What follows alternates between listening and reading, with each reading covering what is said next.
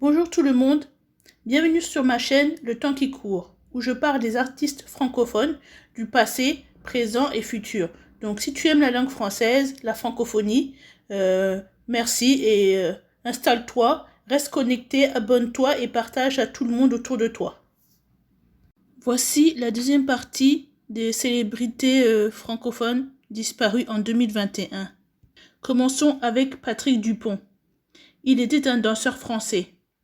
Il est devenu célèbre en remportant la médaille d'or du concours international de ballet de Varna en Bulgarie. Il fut nommé danseur étoile de l'Opéra national de Paris en 1980 et rencontra un succès considérable en France et à l'étranger. Il travailla avec d'éminents danseurs dont Rudolf Nureyev, Maurice Béjart, Alvin Bailey. Ce sont d'autres danseurs classiques emblématiques. En 1990, il est devenu directeur de la danse du ballet de l'Opéra de Paris pendant 5 ans. Il est ensuite apparu sur les plateaux télévisés comme candidat et juré d'émissions comme Prodige ou Danse avec les stars. En 1997, il est devenu chevalier de la Légion d'honneur. Il meurt le 5 mars 2021 dans l'Aisne, qui est un département français. Continuons avec Bernard Tapie. Il était un homme d'affaires, mais aussi politicien français. Il venait d'un milieu ouvrier. Il commença en vendant des téléviseurs porte-à-porte. Quelques années plus tard, il devint repreneur d'entreprises comme Terraillon, entreprise de pèse-personnes et balance culinaire, La Vie Claire, des produits biologiques, ou aussi Wonder, ce sont des piles. Il se lança ensuite dans le sport, cyclisme, voile et football avec l'Olympique de Marseille. Fier de sa réussite dans les affaires, en 1990, il décida de reprendre Adidas, qui est un équipementier sportif, et qui est redevenu rentable en 1993. Il est ensuite invité à la télévision entre 1986 et 1988. Le Grand Échiquier, 7 sur 7, les grosses têtes. En 1988, grâce à M. Mitterrand, du Parti socialiste, il s'est lancé dans la politique et est élu député. Après un changement du gouvernement, il est devenu ministre de la Ville. Mais sa carrière politique s'arrête en raison de ses ennuis judiciaires en 1995. Parmi ses affaires judiciaires, il y a Testu et le Fosséa, qui le condamnèrent à des sanctions financières et quelques mois de prison. Il se reconvertit dans le milieu culturel. On l'a vu au cinéma, Hommes et femmes mode d'emploi de Claude Lelouch. Il joua aussi au théâtre dans Les Montagnes Russes d'Éric Assou. Il a aussi écrit quelques livres comme Gagner librement et aussi Les yeux trop grands. Il est apparu aussi à la télé, sur TF1, LCI comme consultant sportif. Il revient dans les affaires en 2019, mais il a quelques difficultés dans le milieu. Il laisse 4 enfants. Il meurt le 3 octobre 2021 à Paris des suites d'un cancer. Ensuite, nous avons Grishka Bogdanov. C'était un animateur mais aussi producteur français, essayiste en science-fiction. Il forma avec son frère Igor un duo fusionnel appelé les frères Bogdanov. Grâce à leur insistance, ils se sont retrouvés au journal télévisé de 13h sur TF1 pour présenter leur livre Clé pour la science-fiction en septembre 1976. Grâce à ce passage, ils ont un pied dans le groupe TF1. En avril 1979, ils ont obtenu leur propre émission de télé intitulée Temps X. Ils ont publié dans la célèbre collection science-fiction Ailleurs et demain leur essai L'effet science-fiction, qui explore les différentes opinions qu'ont des personnalités du monde de la culture, des sciences ou de la politique sur la science-fiction. Grishka était diplômé en Sciences Po et titulaire d'un doctorat en mathématiques. Dans les années 90, ils se sont consacrés à un doctorat sur la cosmologie primordiale. C'est la partie de la cosmologie qui s'intéresse à l'univers primordial, c'est-à-dire à l'univers tel qu'il est à peu près le Big Bang. Les frères Bogdanov ont essayé à leur manière de vulgariser les sciences, mais leur approche leur a amené des critiques de la part de la communauté scientifique, qui pensa que leur travail était incompréhensible et ne pouvait pas être considéré comme des textes scientifiques sérieux.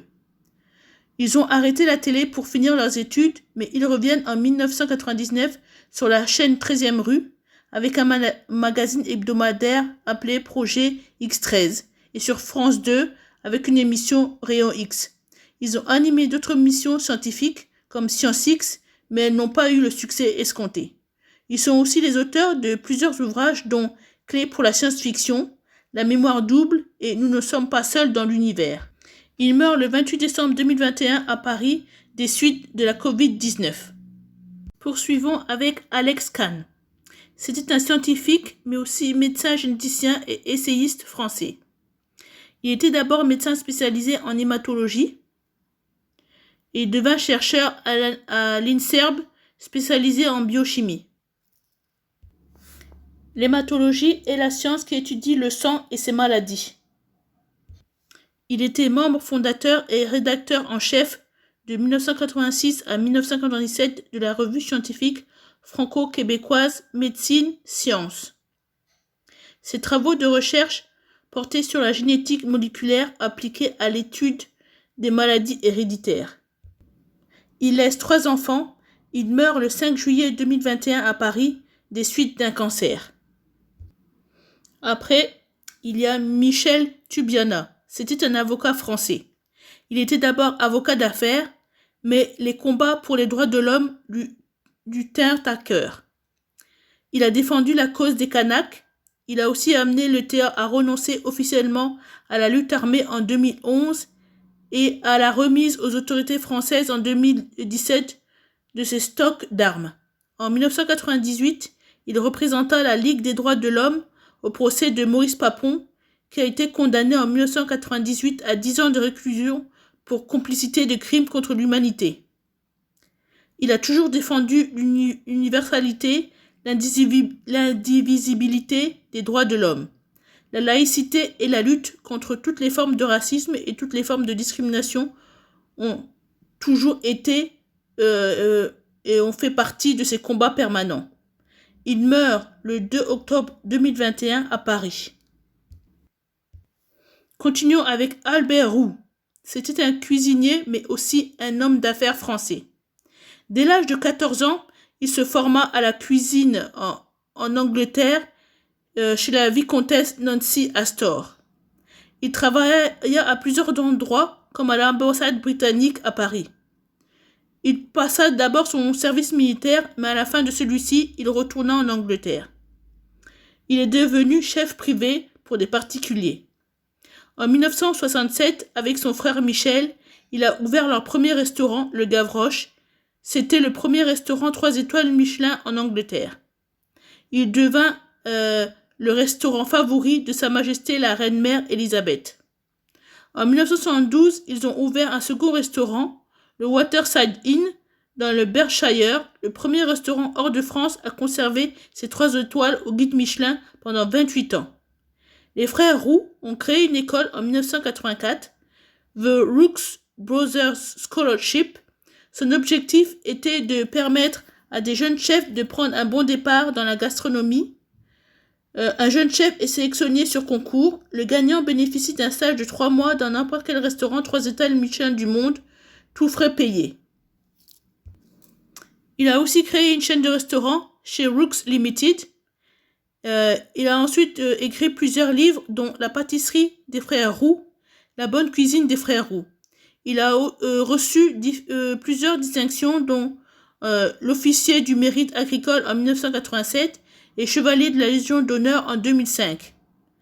C'est aussi un grand amoureux de la nature et de la pêche, surtout en Écosse. Il laisse un fils. Il meurt le 4 janvier 2021 à Londres. Terminons avec Benjamin de Rothschild. Il est issu de la famille Rothschild. Il a suivi le parcours classique. Il créa en 1989 la compagnie de trésorerie Benjamin de Rothschild à Genève, spécialisée dans la couverture des risques de change. En 1997, à la mort de son père, il lui a succédé à la présidence de la compagnie financière Edmond de Rothschild à l'âge de 34 ans. Il procéda à un recentrage des activités du groupe. En 2010, le groupe changea de nom et devint le groupe Edmond de Rothschild. En mars 2019, le groupe Edmond de Rothschild se retire de la bourse de Zurich pour devenir 100% privé. Il était aussi passionné de voile. Il créa son équipe la Jitina Team en 2000, qui a gagné la Route du Rhum en 2006. Il a acquis beaucoup de vignobles et en 2019, sa fortune était estimée à 4 milliards d'euros. Il laisse 4 enfants. Il meurt le 15 janvier 2021 à Prigny-Chambésy. C'est une commune en Suisse. Êtes-vous passionné par la cuisine ou la science ou peut-être les doigts de l'homme ou connaissez-vous certaines de ces célébrités? Si oui, dites-le moi dans les commentaires. Et bien sûr, n'oubliez pas de vous abonner, de commenter et de partager la vidéo. Et vous cliquez sur la cloche pour être prévenu à chaque fois que je mettrai une nouvelle vidéo. Je vous dis à plus tard. Bonne soirée ou bonjour. Et on se voit sur la prochaine vidéo, la partie 3. Salut!